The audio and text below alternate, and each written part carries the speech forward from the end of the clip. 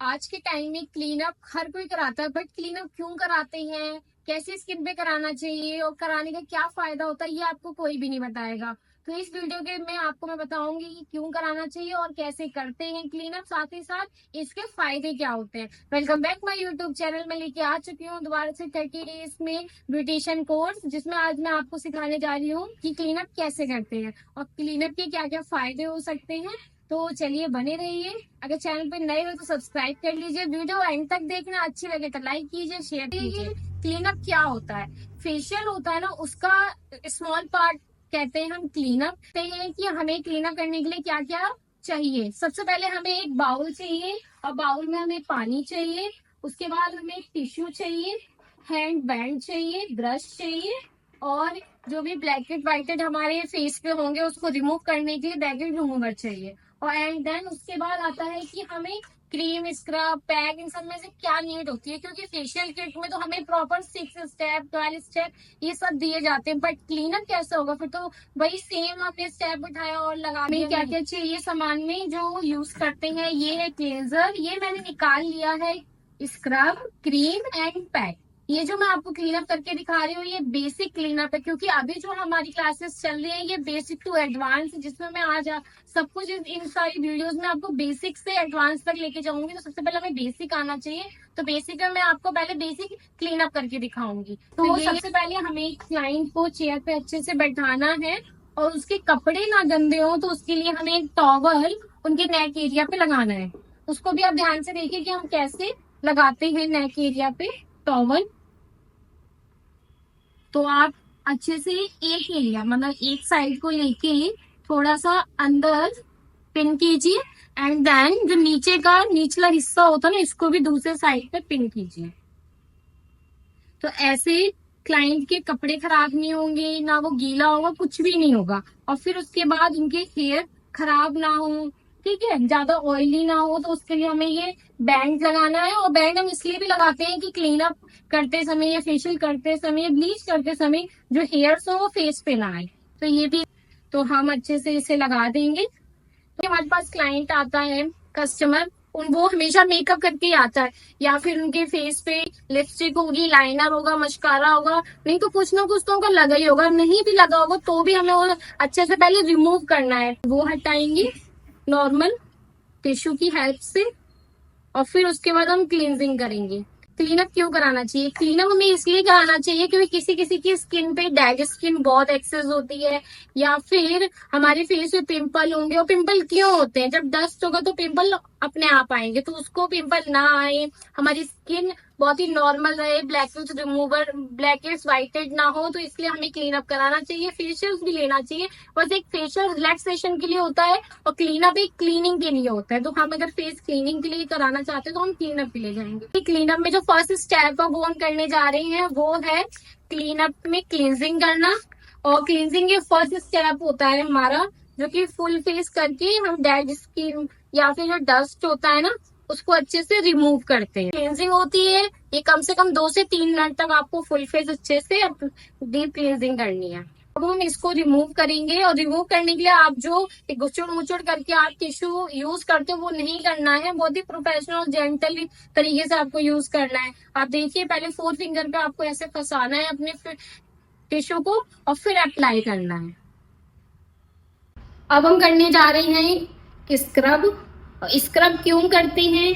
Scrub हम इसलिए करते हैं जो भी हमारे फेस पे डेड स्किन होगी, ठीक है, उसको रिमूव करने के लिए, प्लस जो भी हमारा क्या कहते हैं ब्लैकेट वाइटेड होते हैं वो इजीली रिमूव हो जाते हैं जब उन्हें रिमूव करते हैं, इसलिए हमें स्क्रब करना होता है। और स्क्रब का जो प्रेशर होता है बहुत ही नॉर्मल रखते हैं, कभी भी फेस पे स्क्रब को रगड़ना नहीं है, ऐसे बहुत ही जेंटल आपको अपने फिंगर्स को सर्कुलेट करना है full face. And then nose area पे भी आपको अच्छे से सर्कुलेट करना है, क्योंकि ब्लैक एंड व्हाइट जो मोस्टली ज्यादा होते हैं वो हमारे नोज एरिया पे होते हैं या फिर हमारे चिन एरिया पे होते हैं। तो इसको अच्छे से रिमूव करने के लिए हल्का सा बिल्कुल नॉर्मल प्रेशर के साथ हमें स्क्रब करना है। प्रेशर तो मैं कह ही नहीं रही हूँ कि प्रेशर करना है, बस जेंटल हाथों से आपको सर्कुलेट करते हुए स्क्रब करना है। जैसे हमें नोज एरिया में सर्कुलेट करते हुए ब्लैकेट व्हाइटेड होते हैं वो अच्छे से पुट ऑन हो जाते हैं। जब हम रिमूव करेंगे ब्लैकेट रिमूवर से तो अच्छे से रिमूव हो जाएंगे। और ये जो स्क्रब आपको करना है ये नॉर्मल 1 से 2 मिनट तक करना है, ज्यादा देर नहीं करना है स्क्रब। नहीं तो बहुत ही कोई सेंसिटिव स्किन भी होगी और उससे उस स्किन पे अगर आप स्क्रब ज्यादा देर तक करते हो तो वो स्किन आपकी पील भी हो सकती है, रेडनेस भी हो सकती है। तो वो आपको स्क्रब स्किन देखते हुए भी करना है कि अगर किसी की स्किन सेंसिटिव है तो उस पर स्क्रब आपको सिर्फ 30 सेकंड या 1 मिनट ही करना है। तो ये हमारा स्क्रब कंप्लीट हो चुका है। अब हम इसको रिमूव करेंगे। रिमूव करने का मैंने आपको बताया था, उसी तरीके से आपको जो भी आप क्रीम, स्क्रब, क्लींजर, जेल कुछ भी हटाते हो वो उसी तरीके से हटाना है आपको। स्क्रब करने के बाद अब हमारा नेक्स्ट स्टेप होता है हमें ब्लैकेट रिमूव करने हैं। ये ब्लैकेट हो व्हाइटेड हो उसको रिमूव करना है। तो हम यूज कर रहे हैं ये टिश्यू, तो उसको थोड़ा सा हम निचोड़ेंगे और जो हमारा नोज होगी उस एरिया पे हल्का सा डैप करेंगे, गीला हो जाए एरिया वो।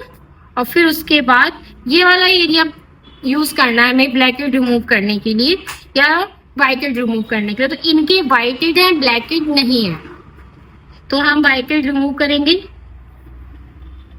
तो आप देखिए, तो आप देख सकते हो ये डस्ट निकला है। तो हम क्रीम अप्लाई क्यों करते हैं, क्रीम यूज क्यों करते हैं? तो क्रीम यूज करने का सबसे पहला जो काम होता है वो होता है कि जो भी हमने पोर्स ओपन किए हैं, पोर्स इन द सेंस जो हमने ब्लैकेट्स व्हाइटेड निकाले हैं उसके भी पोर्स होते हैं ना, वो थोड़े मिनिमाइज हो जाए। क्योंकि पोर्स को कभी भी बंद नहीं किया जा सकता बट मिनिमाइज किया जाता है, हल्का सा नॉर्मल बंद किया जा सकता है।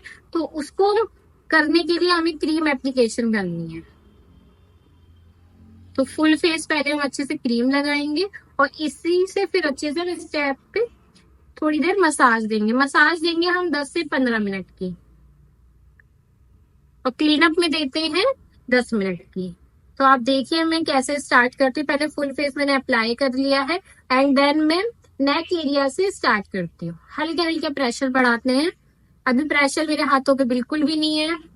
फिर मैं आऊंगी जॉ लाइन पे और जॉ लाइन में मेरा हल्का सा प्रेशर होगा, थोड़ा सा बढ़ जाएगा प्रेशर।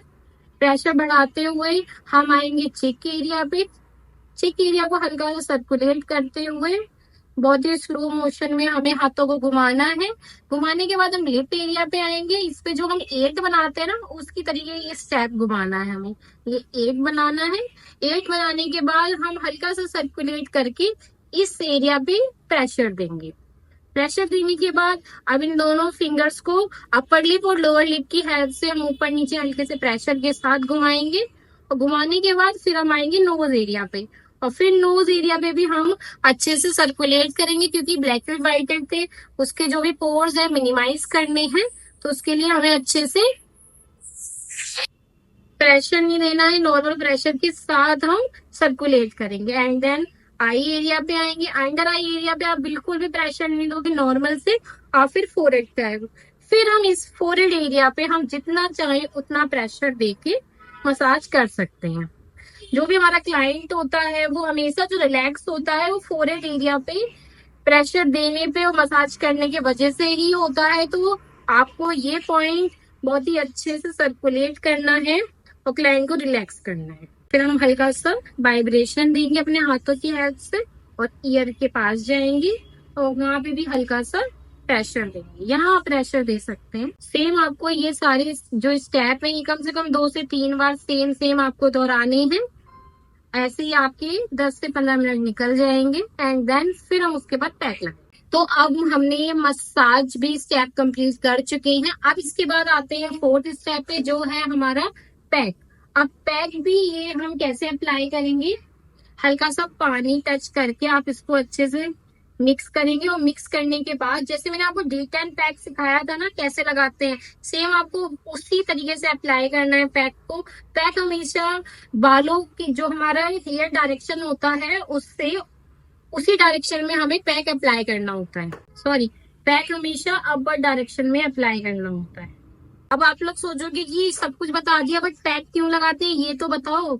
बिल्कुल। पैक क्यों लगाते हैं? पैक हम इसलिए लगाते हैं कि जो भी हमने मसाज से हल्का मिनिमाइज किया है वो अच्छे से और बंद हो जाए, पोर्स मिनिमाइज अच्छे से हो जाए, उसकी वजह से हम पैक लगाते हैं। और साथ ही साथ ग्लो भी अच्छा आ जाए, जो डेड स्किन थी वो भी अच्छे से रिमूव हो जाए। इन सब चीजों की वजह से हम पैक अप्लाई करते हैं। तो मैंने ये फुल फेस अच्छे से अप्लाई कर लिया है। तो इसको हम रखेंगे जब तक ये सूखता है। सूखने के बाद फिर इसको रिमूव करेंगे। तो अब हमने पैक एप्लीकेशन कर दी है, इसको आपको रखना है जब तक ये ड्राई नहीं होता। ड्राई होने के बाद फिर हम इसको रिमूव कर देंगे एंड देन हमारा क्लीनअप भी कंप्लीट हो जाएगा।